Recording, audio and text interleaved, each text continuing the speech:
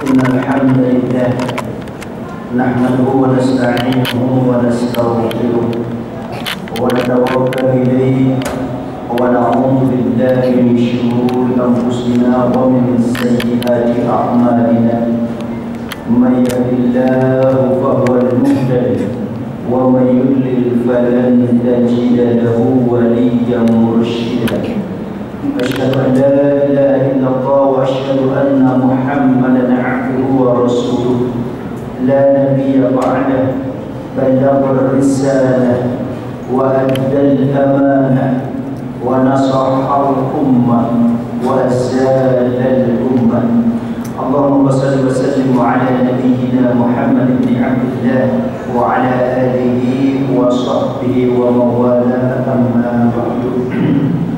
Hadratil mukarramin wal mukarramat, segenap para ulama al-amilin yang dimuliakan Allah Subhanahu wa taala, para hujjaj, para asatiz dan seluruh ikhwan muslimin wal muslimat yang mudah-mudahan kehadiran kita di tempat yang mulia ini kita berharap semua di bawah ridho dan maghfirah dari Allah Subhanahu wa taala. Alhamdulillah, tentunya pertama kali kita panjatkan kehadiran ilahi Rabbil Alamin. Atas izin Allah Subhanahu wa taala kita bisa bermuajah, bisa bersilaturahim. Mudah-mudahan dengan silaturahimnya kita di tempat ini Allah Subhanahu wa taala berikan kita keberkahan baik di dunia maupun di yaumul qiyamah. Salawat serta salam kepada kanjeng Rasulullah beserta keluarga, para sahabat dan pengikut beliau yang selalu setia ila yaumul qiyamah.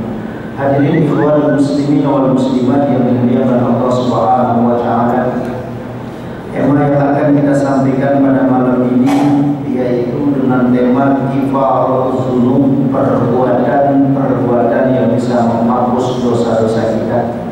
Ini kami ambil dari kitab Durratul Muntaqa fi Durusil Yaumiyah, yaitu kifaratuz dzunub, perbuatan yang bisa menghapus dosa-dosa kita. Mungkin para jamaah muncul suatu pertanyaan, kenapa tema ini kita angkat pada malam ini? Karena kita para jamaah dalam menjalani kehidupan yang sangat-sangat singkat ini, banyak sekali kekhilafan, banyak kekeliruan dan kezaliman yang kita perbuat, sadar atau tidak sadar kita. Ada tiga mungkin macam kezaliman yang sering kita perbuat dalam kehidupan ini. Pertama, kita zalim kepada Allah Subhanahu wa taala. Apa maksudnya zalim kepada Allah Subhanahu wa taala? Maksudnya zalim kepada Allah Subhanahu wa taala artinya kita tidak pernah maksimal ibadat kepada Allah. Kita tidak pernah sungguh-sungguh ibadat kepada Allah. Sehingga Imam An-Nawawi dalam kitab Riyadhus Shalihinnya secara khusus membahas tentang babul mujahadah, bab bersungguh-sungguh dalam beribadat kepada Allah Subhanahu wa taala. Sebab ketika seorang hamba main-main ibadah kepada Allah atau tidak sungguh-sungguh, maka ini sebuah kezaliman kepada Allah Subhanahu wa taala. Lalu yang kedua, mungkin kita sering zalim kepada orang lain. Orang lain itu bisa teman kita, sahabat kita, saudara kita dan lain sebagainya. Dalam arti apa? Kita sering mencari aib orang, kita sering membeberkan aib dan kekurangan orang lain. Membeberkan aib dan kekurangan orang lain inilah disebut zalim kepada orang lain. Sehingga dalam riwayat yang sahih yang diriwayatkan oleh Imam Bukhari dan Muslim, Rasulullah sallallahu alaihi wasallam bersabda, "Man satara musliman satarallahu fid dunya wal akhirah." Barang siapa yang mau menutupi aib sesama muslimnya di dunia ini, maka Allah akan menutupi aib orang tersebut di dunia dan di akhirat. Zalim kita kepada orang lain ketika kita membeberkan aib-aib saudara kita. Lalu yang ketiga, mungkin kita zalim juga pada diri kita sendiri para jamaah. Apa maksudnya zalim kepada diri sendiri? Artinya kita tidak pernah memberikan hak kepada seluruh panca indera kita. Mata kita umpamanya, mata ini punya hak untuk selalu melihat Al-Quran. Mata kita pun punya hak untuk memandang hadis hadis Rasulullah, saat mata ini kita gunakan memandang kepada hal yang Allah murka, maka kita zalim kepada mata kita. Telinga ini pun punya hak mendengarkan alunan bacaan ayat suci Al-Quran. Telinga ini punya hak mendengarkan mau'izatul hasanah. Akan tetapi saat telinga ini kita gunakan mendengarkan hal yang Allah murka, maka kita pun zalim kepada telinga kita. Bahkan kaki kita pun punya hak melangkah ke tempat yang Allah ridho. Saat kaki melangkah ke tempat yang Allah murka, zalim kepada kaki. Zalim kepada diri sendiri maksudnya tidak pernah memberikan hak kepada seluruh panca indera kita.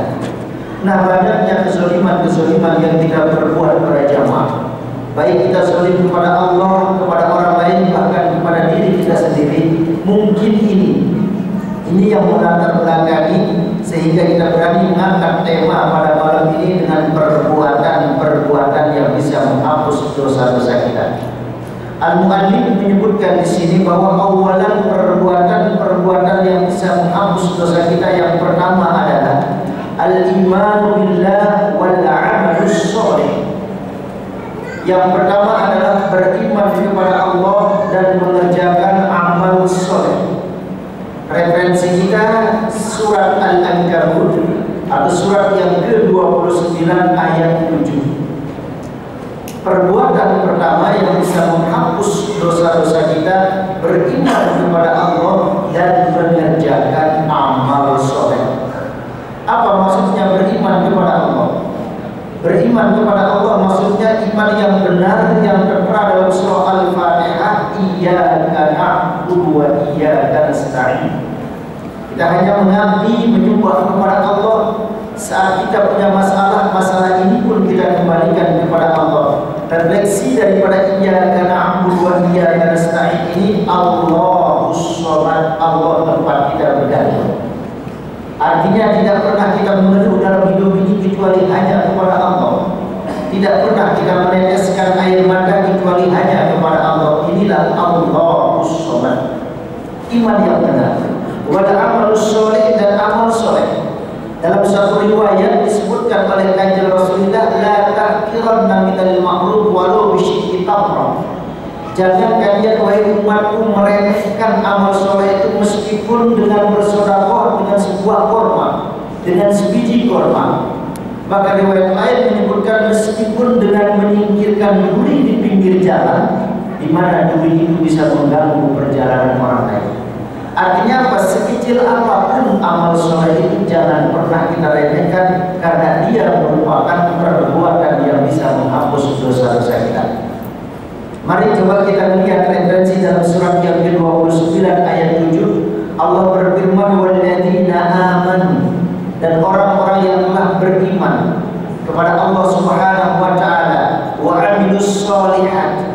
Di sini Allah menggunakan as-sholihat, yaitu dalam bentuk grammarnya bahasa Arab dan sorotnya as-sholihat, bentuknya jamak muannats salim. Orang yang beriman dan mengerjakan amal soleh, baik amal soleh itu kecil, sedang ataupun besar, hanya Allah menggunakan as-sholihat, bentuk jamak muannats salim. Seperti atau sekecil yang kita sebutkan tadi. Siapa yang beriman kepada Allah lalu mengerjakan amal soleh, lanukaffiranna anhum sayyi'atihim. Di sini banyak sekali ya namanya taukid. Nunnya taukid di sini benar-benar. Kalau diartikan taukid itu benar-benar sungguh. Allah Subhanahu wa taala pasti akan mengampuni sayyi'atihim, kesalahan dosa-dosa mereka, lantaran mereka beriman dan mengerjakan amal soleh. Bukan hanya itu, lanjutan ayatnya adalah walanajziyannahum ahsanal ladzi kanu ya'malun, dan Allah akan memberikan balasan dengan balasan yang berlipat ganda. Bayangkan. Artinya apa? Kalau kita mengerjakan suatu amal soleh, kita yang akan menerima balasannya anak kita, cucu kita, dan juga zuriyah ataupun keturunan-keturunan kita. Karena itulah ringankan kaki, ya, ringankan seluruh anggota badan kita dalam beramal soleh dalam hidup dan kehidupan yang sangat singkat ini. Itu yang pertama para jamaah. Lalu yang kedua, perbuatan yang bisa menghapus dosa-dosa kita yang kedua adalah taubatus shadiqah, taubat yang benar atau disebut taubatan nasuha.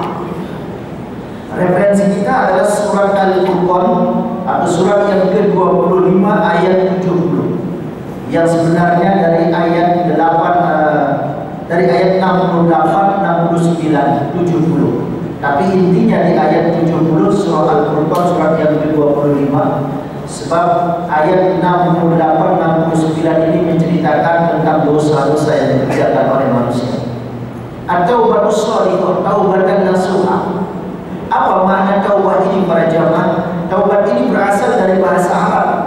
Kata dasarnya taba, yatubu, isim masdarnya taubah, artinya kembali. Siapa yang kembali? Mereka orang-orang yang lupa kepada Allah. Siapa yang lupa? Orang-orang yang bermaksiat. Ketika seseorang bermaksiat, itulah orang-orang yang lupa. Karena Anda sudah lupa kepada Allah, segera kembali kepada Allah, segera bertaubat. Kembali Imam Nawawi dalam kitab Riyadhus Shalihin juga menyebutkan ya, bahwa kita manusia ada hablum minallah, hablum minan nas. Ada hubungan kita dengan Allah, ada hubungan dengan sesama manusia. Ada hubungan vertikal dan horizontal. Ada salah dosa kita kepada Allah dan juga ada dosa kita kepada sesama manusia. Nah, disebut oleh Imam Nawawi, kalau kita berdosa kepada Allah terus mau taubat, ada 3 syarat taubat yang harus kita penuhi. Baru disebut kategori taubatan nasuha. Yang pertama, berhenti total dari maksiat itu. Berhenti total. Syarat yang kedua adalah menyesal. Nah, menyesal ini diserahkan kepada masing-masing individu para jamaah. Sebab apa? Masing-masing kita punya cara sendiri untuk mengekspresikan penyesalan kita. Ada orang yang menyesali kesalahannya dengan menangis. Ada orang menyesali kesalahannya dengan bersedekah. Ada orang menyesali kesalahannya dengan beristighfar. Ada orang menyesali kesalahannya di mana malam hari dia nggak bisa tidur dengan nyenyak, selalu gelisah. Kita mau membuktikan, mengekspresikan penyesalan kita dengan cara bagaimanapun, terserah kita. Yang penting syarat kedua, menyesal. Itu syarat taubat yang kedua, harus menyesal. Lalu yang ketiga, kalau dosa berhubungan dengan Allah terus mau bertobat, syaratnya yang ketiga, berjanji tidak mengulangi lagi. Setelah dia bertobat, tidak ada terlintas dalam pikiran ataupun hatinya untuk kembali lagi. Kalau 3 syarat ini dipenuhi, inilah yang disebut dengan taubatan nasuha. Lalu kalau dosa kita berhubungan dengan manusia, kalau tadi berhubungan dengan Allah, maka ditambah 1 lagi, sehingga 4 syaratnya. Dosa yang berhubungan dengan sama manusia, orang itu mau bertobat, mau berhenti total, menyesal, berjanji tidak mengulangi, dan yang 4 minta redho kepada yang bersangkutan. Nah, ini alhamdulillah nasib para jamaah agak berat. Satu contoh, si A pernah mencuri duit si B. Si A kepingin taubat, maka kembalikan duit si B itu. Ya. Allah belum memaafkan kita kalau masih ada sangkutannya dengan sesama manusia. Ada contoh yang kedua, si A pernah menzalimi si B, memfitnah, maka ketika si A mau taubat, minta maaf pada si B. Nah, kalau 4 syarat ini kita penuhi, maka inilah yang disebut dengan taubatan nasuha. Kalau 4 syarat ini tidak ada, maka itu disebut dengan taubatnya main-main. Bisa kita lihat referensi dalam surat yang ke-25, surat Al-Furqan ayat 70 ini. Allah berfirman, illa ini selalu diartikan kecuali. Illa man taba, kecuali orang-orang yang telah bertaubat kepada Allah dari segala kekhilafan dosa yang dia perbuat.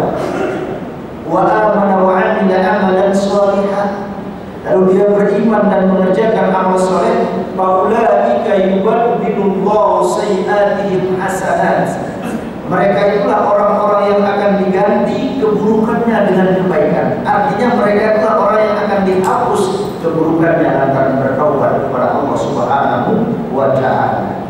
Nah, ini ya, yang kedua, perbuatan yang bisa menghapus dosa-dosa kita, yaitu dengan taubatan nasuha. Yang kedua, kita kita bisa mengambil referensi dari hadis sahih, yaitu hadis yang ke-458. Telah di sini ada catatan kakinya dalam kitab ini. Rasulullah SAW bersabda, "Ad-da'i," orang-orang yang bertaubat minaz dzanbi, dari dosa-dosanya, kaman la dzanba lahu, seperti orang yang tidak pernah berdosa. Karena itu bertaubat ya. Kita para jamaah terlebih ya, sudah kita tinggal beberapa hari lagi, beberapa minggu lagi kita akan meninggalkan tahun 2015 menuju 2016. Artinya Pak, umur kita semakin berkurang. Salisan yang ketiga, perbuatan yang bisa menghapus dosa-dosa kita adalah al-istighfaru, beristighfar. Dengan referensi surat An-Nisa ayat 106. Istighfar ya, minimal ba'da sholatil mafruḍah. Minimal selesai kita sholat fardu di waktu, assalamualaikum warahmatullahi, assalamualaikum warahmatullahi, minimal kita mengucapkan astagfirullahaladzim, astagfirullahaladzim, astagfirullahaladzim. Mungkin timbul pertanyaan, kenapa kita mesti istighfar selesai sholat ya? Karena tenggang waktu itu selalu ada dosa ya, para jamaah. Permasalahannya di sini ya, antara maghrib menuju isya, isya menuju subuh, subuh menuju zuhur, zuhur menuju asar, asar menuju maghrib, tenggang-tenggang waktu itu selalu ada kekhilafan, ada kekeliruan. Karena itu gempur dia selesai Anda sholat fardu, minimal ya astagfirullahaladzim. Bebas kita mau beristighfar dengan menggunakan istighfarnya Nabi Adam. Rabbana zalamna anfusana wa in lam taghfir lana wa tarhamna lanakunanna minal khasirin. Atau kita mau beristighfar dengan menggunakan istighfarnya Nabi Yunus, la ilaha illa anta subhanaka inni kuntu minaz zalimin. Atau istighfar yang diajarkan kita oleh Rasulullah di sini disebutkan dari Abu Dawud, Rasulullah SAW bersabda, "Man qala astaghfirullahaladzim alladzi la ilaha illa huwal hayyul qayyum wa atubu ilaihi ghufira lahu." Dalam hadis yang ke-180. Barang siapa, sabda Rasulullah, yang membaca istighfar astaghfirullahaladzim alladzi la ilaha illa huwal hayyul qayyum wa atubu ilaihi ghufira lahu, diampuni dosa-dosanya. Kita mau menggunakan istighfar yang digunakan oleh Nabi Adam, Nabi Yunus, ataupun dalam hadis ini disebutkan Rasulullah, silahkan, yang penting istighfar ya.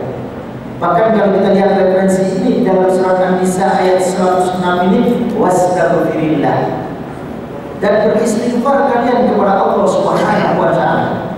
Kenapa? Innallaha kana ghafurur rahim. Allah itu Maha Pengampun lagi Maha Penyayang kepada hamba-hambanya. Ya. Bahkan Rasulullah dalam Al-Quran yang kita sebut liyaghfirallahu ma taqaddama min dhanbika wa ma ta'akhkhar, sudah diampuni dosanya yang lalu, sekarang maupun yang akan datang yang ada Allah Subhanahu wa ta'ala. Akan tapi dalam riwayat Muslim disebutkan 70 marratan, Rasulullah tidak pernah kurang 70 kali beristighfar kepada Allah Subhanahu wa ta'ala. Istighfar ini juga disebut bisa menebur dosa-dosa kita, merupakan tingkatan yang ketiga ketika kita mau kifarus dzunub, perbuatan yang menghapus dosa-dosa kita. Lalu rabi'an, yang keempat, perbuatan yang bisa menghapus dosa-dosa kita adalah as-salatu wal masyyu ilaiha, salat dan berjalan menuju tempat salat.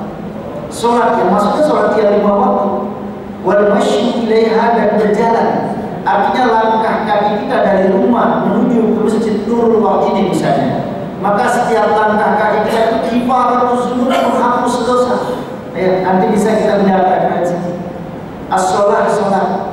Bahkan sedikit saya sebutkan ya, pada jamaah keutamaan daripada salat qobliyah ba'diyah disebutkan dalam sebuah riwayat yang muttafaqun alaih, artinya disepakati kesahihannya oleh Imam Al-Bukhari dan Muslim, dari Ummu Habibah.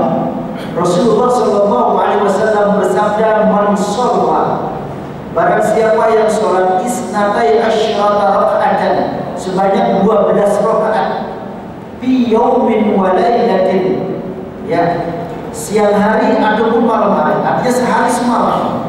Siapa yang sholat sehari semalam sebanyak 12 rakaat, ya, lahu bihinna baitun fil jannah, Allah akan bangunkan tempat di surga. Bayangkan Allah bangunkan tempat di surga. Kita bisa melihat para jamaah betapa pentingnya tempat dalam hidup ini. Jangankan di yaumul qiyamah di surga, di dunia ini saja.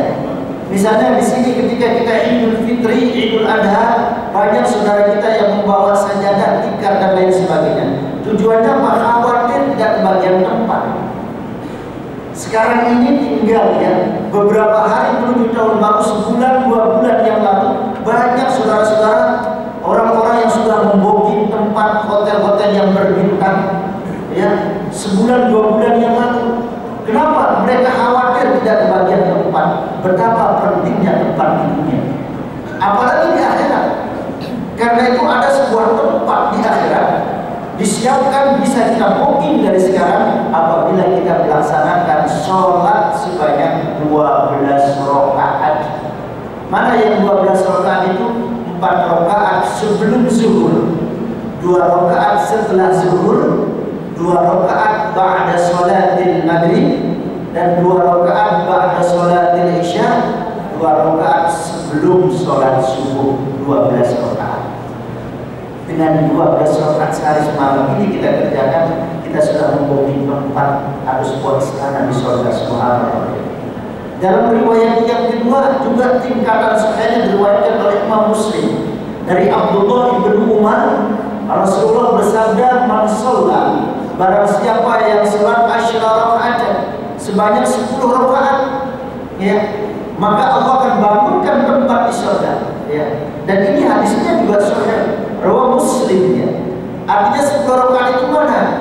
Ada sebelum zuhur 2 rakaat tidak dilaksanakan 4. Sebelum zuhur 2 rakaat, setelah zuhur 2 rakaat, dan ba'da maghrib 2 rakaat, ba'da isya 2 rakaat, sebelum subuh 2 rakaat 10.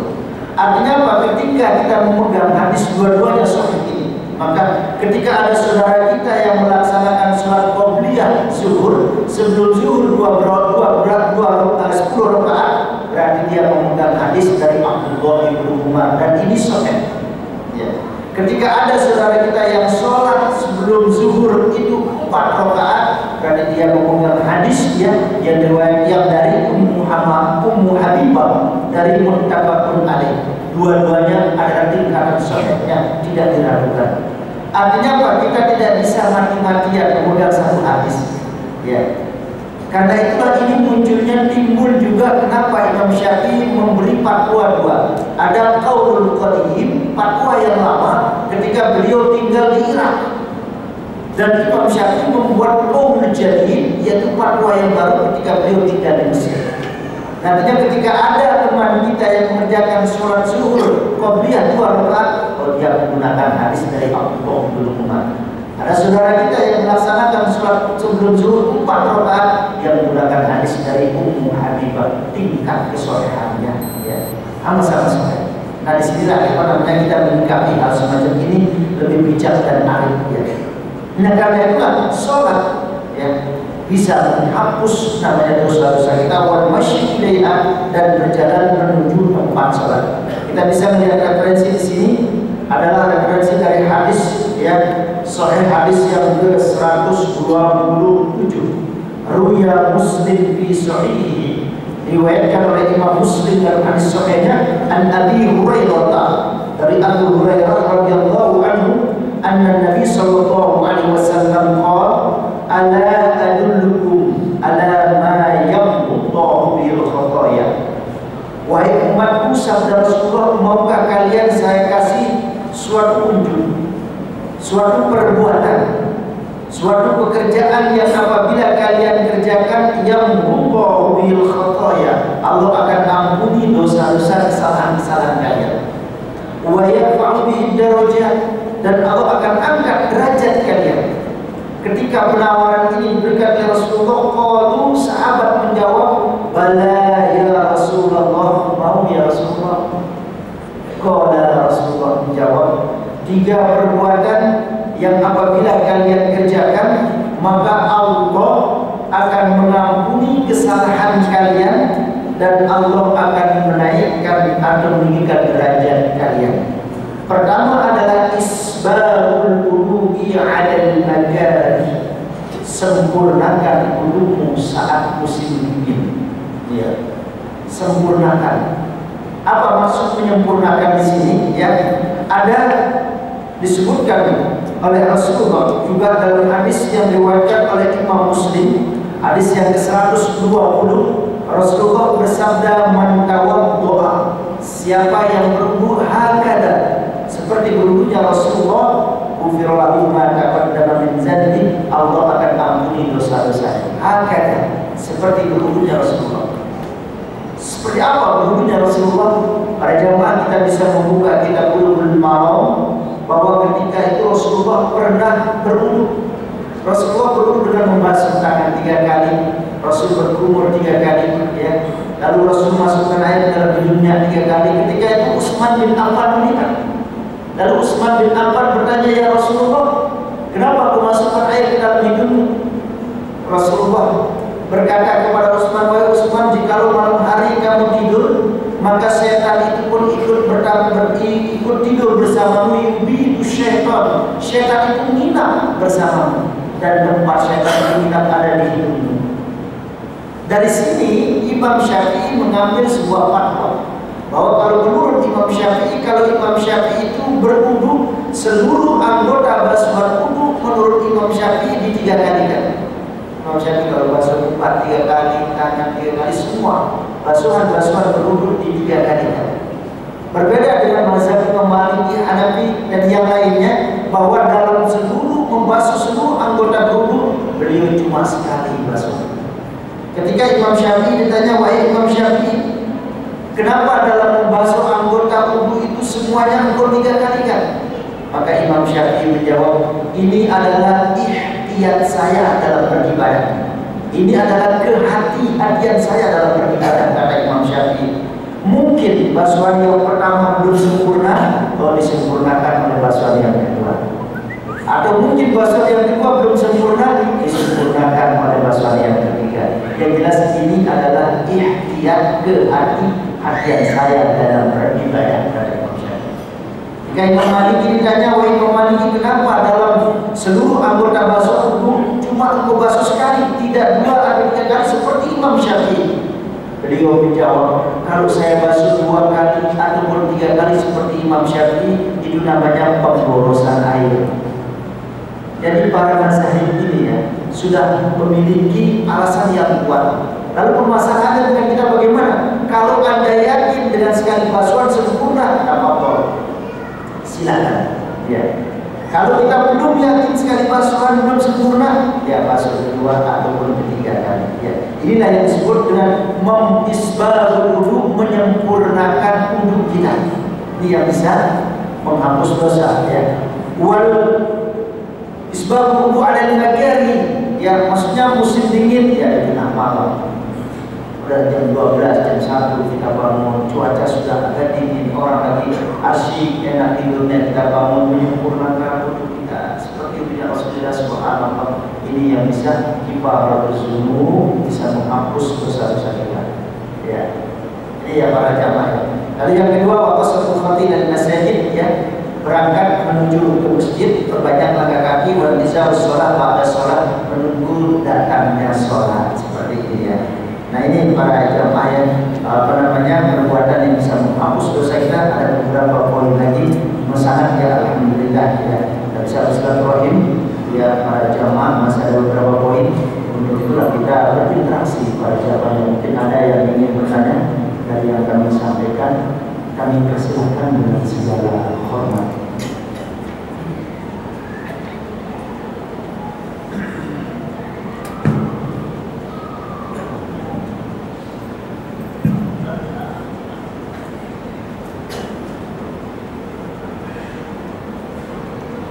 Assalamualaikum warahmatullahi wabarakatuh. Yang singkat, jadi saya ambil pertanyaan untuk pertama kali.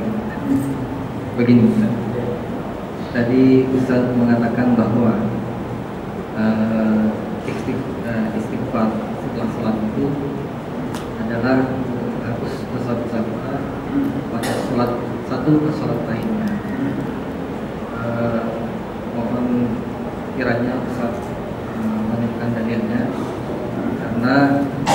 tiga riwayat mengatakan bahwa Syekh Muhammad bin Shalih Al-Utsaimin mengatakan dalam buku Majmu' Fatawa Ar-Rasailnya bahwa istighfar yang dilakukan oleh Rasulullah SAW tersebut adalah karena beliau khawatir di saat sholatnya tidak bisa menyempurnakan hak Allah, yaitu hak khusyuk dalam sholat, di mana terjadi was-was atau hal yang lain atas godaan syaitan.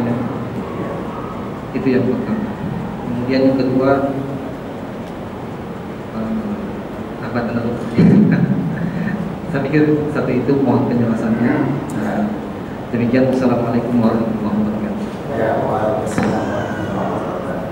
Jadi jelas sekali seperti yang dipaparkan tadi juga ada sebuah untuk mengisi atau menghilangkan was-wasan Rasulullah jika di dalam melaksanakan sholat kurang atau kurang khususnya. Bayangkan ya, Rasulullah sendiri masih mengiringinya selesai sholat dengan beristighfar untuk menghilangkan was-wasannya itu. Nah, karena itulah ya, momennya karena disebutkan juga dalam kitab Ihya, bahkan di tahqiq kitab Ihya itu ya, dalam kitab Minhajul Qasidin itu ya, disebutkan di situ bahwa di antara tempat yang mustajab kita juga bisa berdoa pada sholat. Selesai kita sholat itu, disitulah kita beristighfar. Ya. Jadi selain daripada istighfar yang kita sebutkan tadi ya, bahwa kita bisa melanjutkan dengan doa-doa yang lain. Jelas tidak ada disebutkan secara qat'i di sisi Rasulullah tentang ba'da sholatil mafruḍah. Cuma ketika dalam menjalani kehidupan tenggang waktu itu. Nah, kalau kita sebelum menunaikan sholat, bahkan di sini ada bab dalam sebarang dalam kitab Quran Taqwa ini dengan referensi Al-Quran dan hadis-hadis yang sahih. Perbuatan juga sebelum dilaksanakan untuk ingin khusus sholat, di sini disebutkan dengan beristighfar dulu.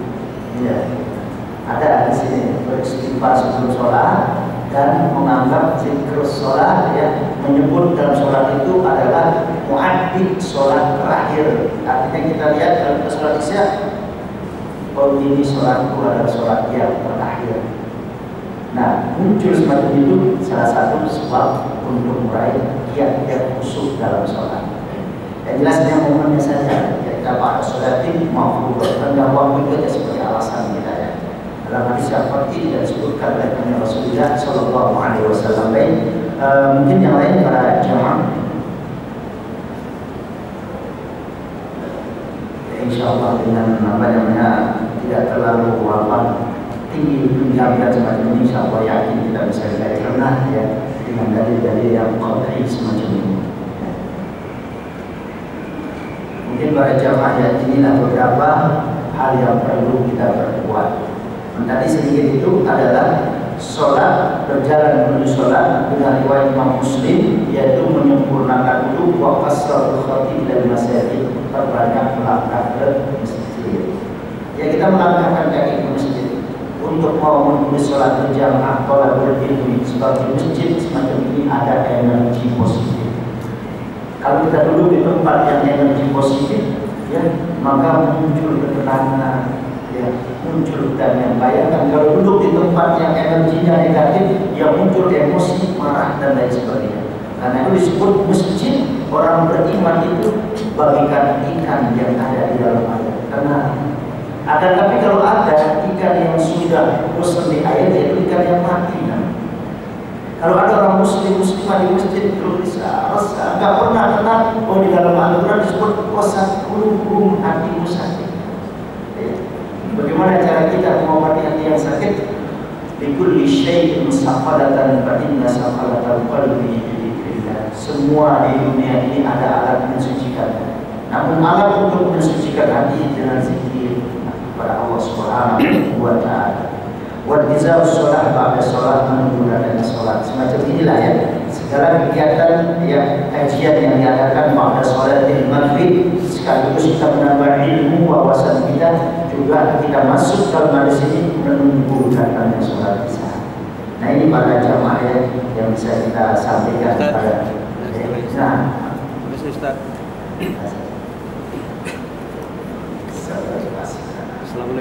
Assalamualaikum warahmatullahi wabarakatuh. Tadi Ustadz paparkan bahwasanya langkah-langkah kita akan dihitung untuk menghapus dosa dan datang saja. Jadi bagaimana kalau kita naik kendaraan datang ke masjid? Ini bagaimana Ustaz? Makasih. Assalamualaikum warahmatullahi wabarakatuh. Suatu ini yang banyak terjadi ya. Kalau kita melihat semacam itu sih ya, yang pakai jalan kaki bagus, yang mau naik motor, naik mobil bagus, kata bagus karena kamu langkah masjid, gitu kan.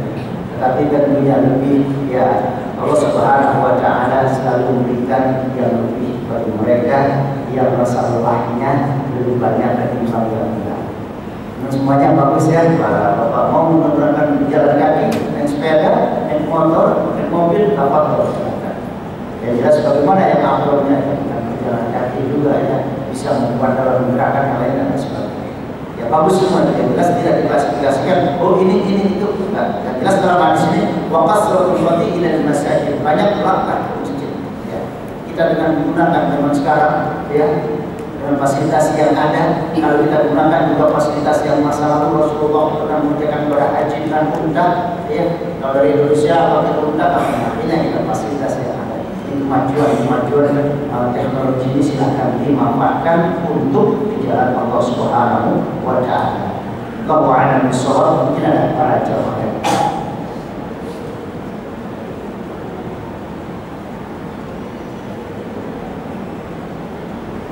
Baik para jamaah, ada beberapa poin lagi tentang perbuatan yang bisa menghapus dosa-dosa kita. Mudah-mudahan poin-poin yang kita sampaikan tadi bisa kita amalkan dalam hidup dan kehidupan ini. Tentunya kita berharap semoga juga kita menjadi manusia yang sa'id di doa ini, manusia yang bahagia dunia wal akhirah. Ini yang bisa kami sampaikan. Terima kasih segala perhatian, mohon maaf segala kesilapan dan kekurangan. Yang benar datangnya dari Allah dan yang salah merupakan kesilapan dan keliruan kami. Tentu dengan membaca doa majelis Allahumma wa bihamdika asyhadu an la